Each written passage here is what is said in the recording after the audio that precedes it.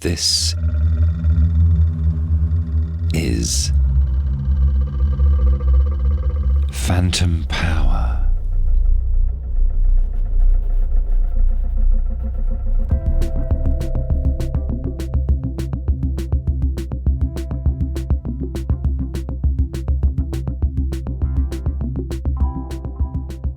Hey, it's Phantom Power. I'm Mac Haygood, and today we are listening to an excerpt from a nearly 2-hour interview that I did with Jonathan Sterne.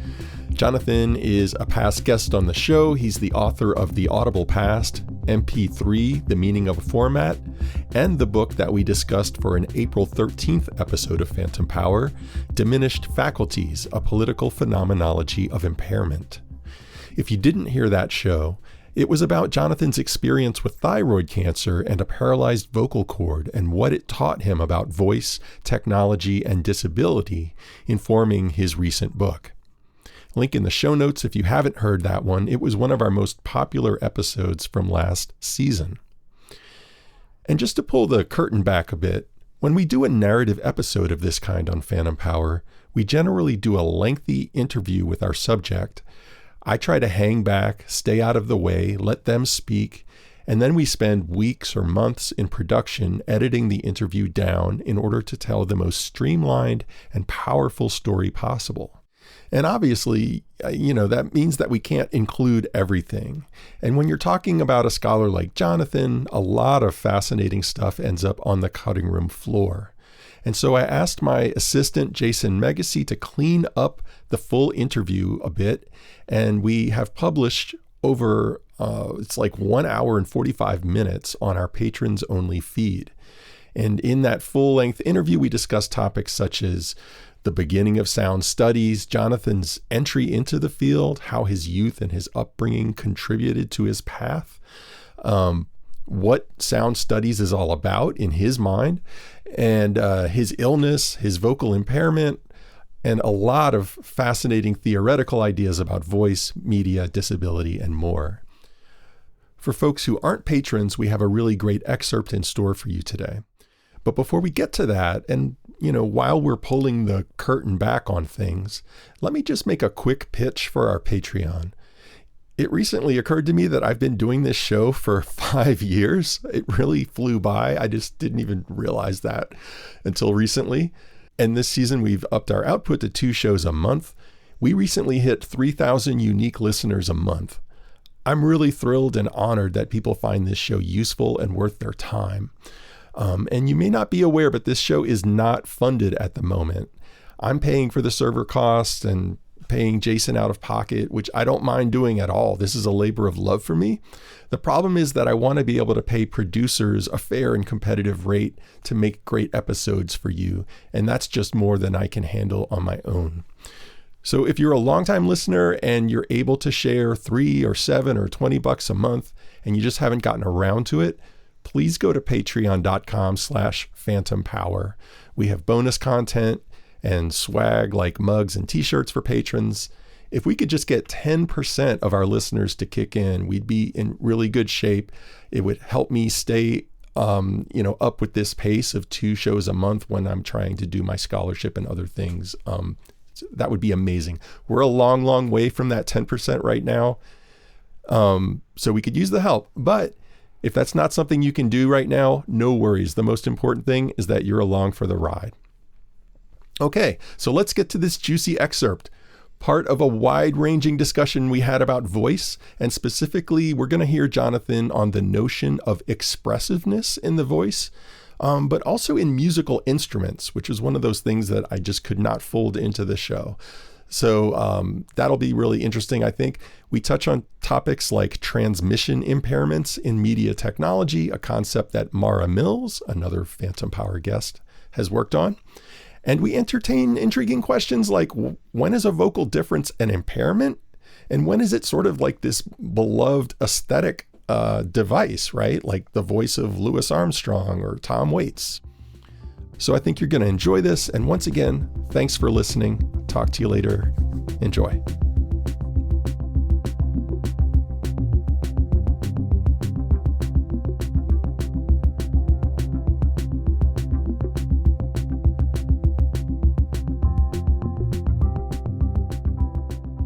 you cited Graham Pullen and Andrew Cook's claim that a lack of variation in tone of voice can actually never be neutral.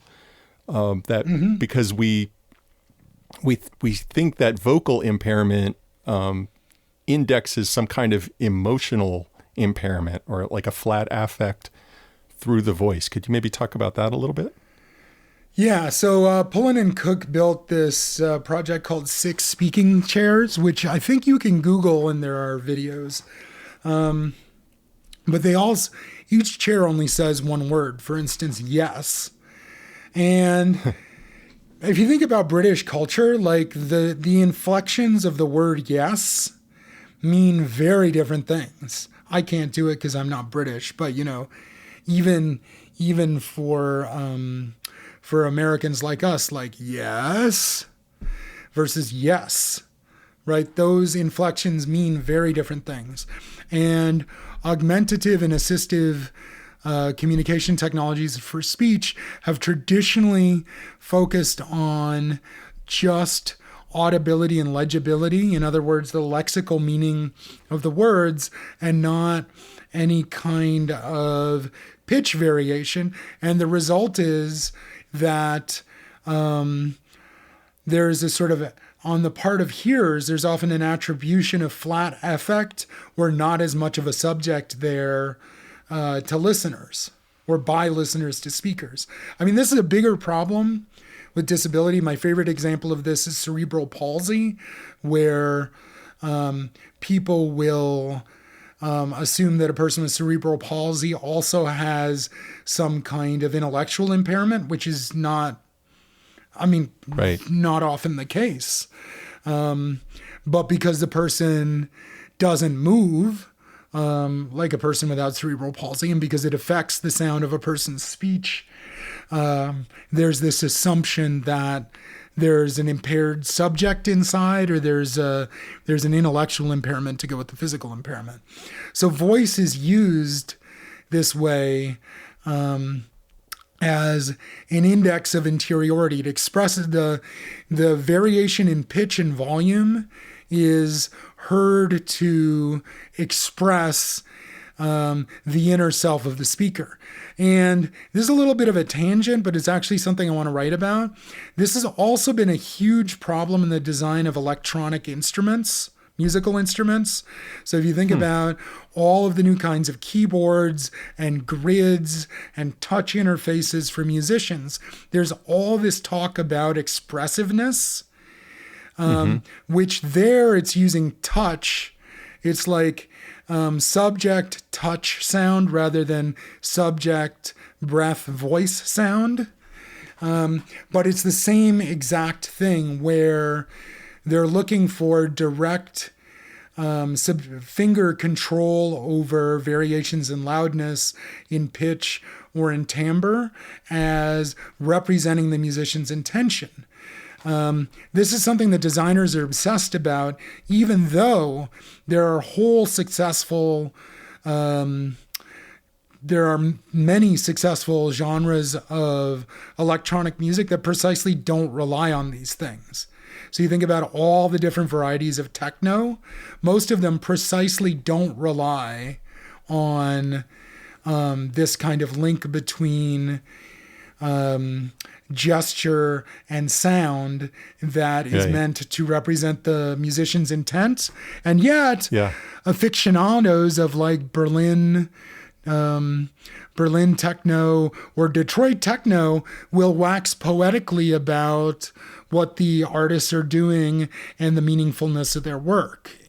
So in fact, expressiveness doesn't matter in the way that we say it does when you look at people who actually care about the music, right? And who are actually relating to the music. And I think the same is probably true with voice, although we don't have any good examples other than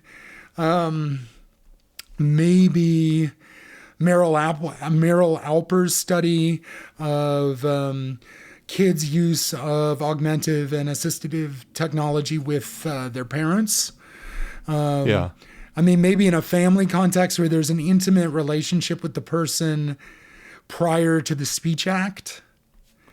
You could find something like that. But the interesting thing about the techno example is, like, at some point in someone's life, even if they're a huge techno fan, they hadn't heard techno before, and then they hear it and they are moved by the music.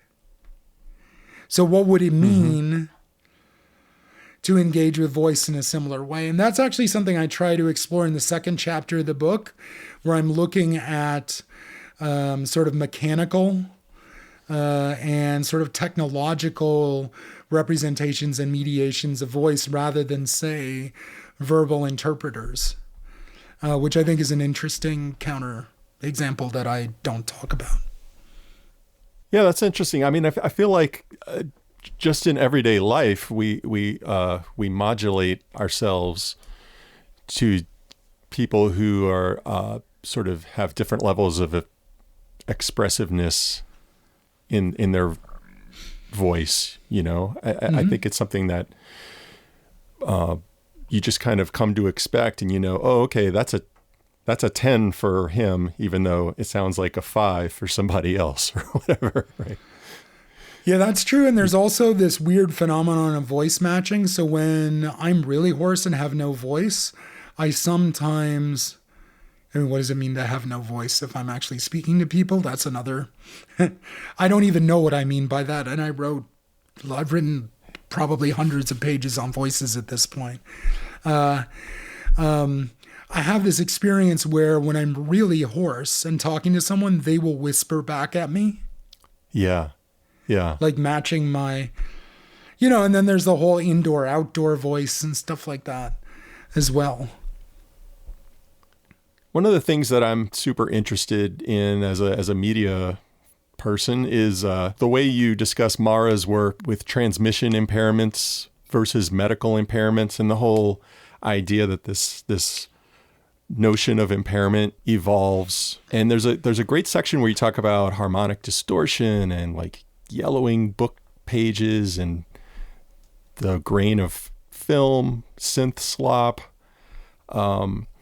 And in all of these examples, the impairments are kind of an important and inherent aspect of the character of the communication, right? Like, or we could say the same thing about, I don't know, the voice of Tom Waits or Louis Armstrong or Brenda Vaccaro or Future, whoever, right? Can you maybe talk about that, the way that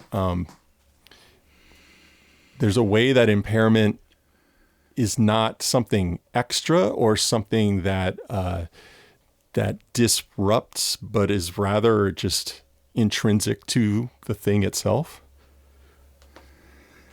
Yeah, sure.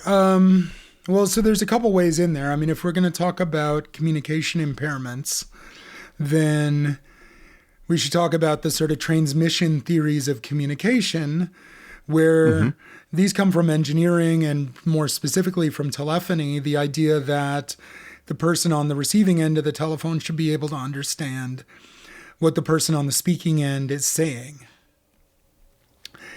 And they start looking at everything that interferes with that as noise, as a problem, right? So you could imagine like the white noise on a telephone line, or the kind of weird sort of swooshiness of audio codecs that VoIP and mobile phone systems use. And those things are seen as transmission impairments, right? And in audio engineering, this is true, and in video engineering, this is true as well. So as new formats are developed, oftentimes they're trying to overcome the limitations of previous formats. So the first reviews of compact discs said, I don't hear any vinyl noise, or I don't hear any tape hiss. The first reviews of digital video said, I don't see the grain of the film. Now, the problem is, when communication becomes an aesthetic and meaningful enterprise rather than just an instrumental one, all those things are really valuable, and you grow up with those sounds. So there have been studies of music listeners of multiple generations that constantly find people prefer the sound of the music generated by the distribution or media format that they grew up with. So if you grew up with records and tape, you want your music to sound like it was made for or on records and tape. If you grew up with 128 kilobit per second MP3s, you think that's how music should sound. And it's the same for film, right? Today, serious cinema is synonymous visually with the grain of film, even though you could do it on digital video, and lots of people do. Right. Rock and roll drums are synonymous with the sound of analog tape. Hip hop drums are synonymous with the sound of 12-bit digital reproduction from samplers in the 1990s. And so these become sort of aesthetic techniques that artists use because it signals the meaningfulness of the sound in some kind of aesthetic tradition, and because it implies histories of use, histories of practice. And when you get down to voices, the vocal impairment of a Tom Waits or a Louis Armstrong becomes a signature sound, which is something that's celebrated in music, but not nearly as much in speech. And so that's an interesting, or it is, but not in mediated speech. If you think about the ways in which voices are disciplined for radio or for television, and the kinds of vocal varieties that are allowed or not allowed into broadcast distribution networks. I mean, obviously, podcasting, you can find a much wider range of variability. And even the sound of politicians' voices. Yeah. So there's a way in which, because voices are seen as being closer to subjects, even though they're not, they're just as mediated as any other sound.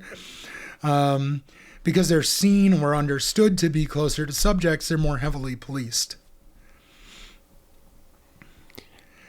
How is it that some vocal impairments become love objects and others are interpreted as a disabled voice? I think it has to do with the genre conventions and the ability of the vocal performer to work within or against those conventions. So if we're talking Louis Armstrong, first of all, he's a trumpeter, then he's a singer. So he's already established a certain amount of ethos as a performer independently of his voice. And then the singing is still very much within the idiom of the music that he's producing. So I'll take a counterexample, which is the sports announcer Joe Buck, who announces baseball and American football and several other sports for the Fox network in the United States. He had a paralyzed vocal cord. And because Buck was already seen as not expressive enough for the genre, that was one of the things he was criticized for. When he had the paralyzed vocal cord, it was understood as a problem because he was too monotone. Because he wasn't doing what I'm doing now, which is exerting all this effort in order to talk, because that's not what you're supposed to do. You're supposed to hang back, and that will preserve and save your voice. So it doesn't become hoarse like mine has become over the course of this interview. So that's an interesting counterexample where if you listen to Joe Buck's voice, you wouldn't even know there's anything wrong with it necessarily if you didn't know how to listen for a vocal cord impairment, which of course I do. But it just sounds like he's sort of holding back and something's wrong, and why isn't this guy getting more excited at the action in the sporting event? Yeah. So I think those are two pretty interesting examples. I mean, the other place you can look at the regulation of voices outside and where actual difference is understood as an impairment of sorts is like what accents are allowable on television. So, for instance, on American TV, you'll hear much more African American English than one used to. Right. Or women's voices as narrators' voices, or as authority voices, either news readers or talk show hosts or things like that. There's all sorts of modulations that women speakers are taught to do to conform to broadcast expectations. And if they're outside of those things, then they're not useful, or their voices are considered not to be, what's Michelle Chion's word for this? Phonogenic. So I think that it's both and. Sometimes impairments are allowed in, and then voices that you could say are completely unimpaired from a disability perspective are socially impaired because of expectations of the genre or format or style. And you sparked something in my mind when you were talking about the possibility of damaging your voice through the act of communication. I think in some genres of music, it's almost beyond an aesthetic to kind of get a shredded sound out of your voice. But sometimes I don't wonder if it's the act of shredding the voice itself, that kind of audible sacrifice that the singer is making, is an important part of some kinds of punk and metal and screamo. Yeah, absolutely. And it's Michael Heller has this wonderful piece on 3 kinds of loudness. And that's the interesting thing about the shredded voice, is that it's actually imagined loudness. Because you could listen to it very quietly, but it signifies an oversaturated channel in the way that a distorted guitar or a distorted drum sound does as well. So even if it's physically quiet in the room, it quote unquote sounds loud. The interesting thing about that is that sound varies by genre and year. So in the 1980s, the sound of Phil Collins' snare drum was heard as loud, whereas today it's heard as cheesy. By some people. I mean, I'm casting no aspersion on fans of Phil Collins. I'm just talking about trends in audio engineering. That sort of weird gated snare sound was heard as loud at the time in a way that it's not so much now. Right. So yeah, I think that's I think the shredding of the voice, just like in a way, it's vocal scarification instead of audile scarification. This sort of deliberate attack on the faculty of hearing by loud music that's part of the experience of certain kinds of musical performance and musical genres.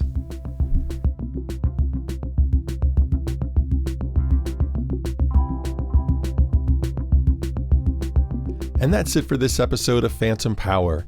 Huge thanks to Jonathan Sterne for allowing us to use the full-length interview. You can hear it in its entirety at patreon.com/phantompower. Today's show was edited by Jason Megacy, and our music today was by Graham Gibson. See you again in a couple of weeks.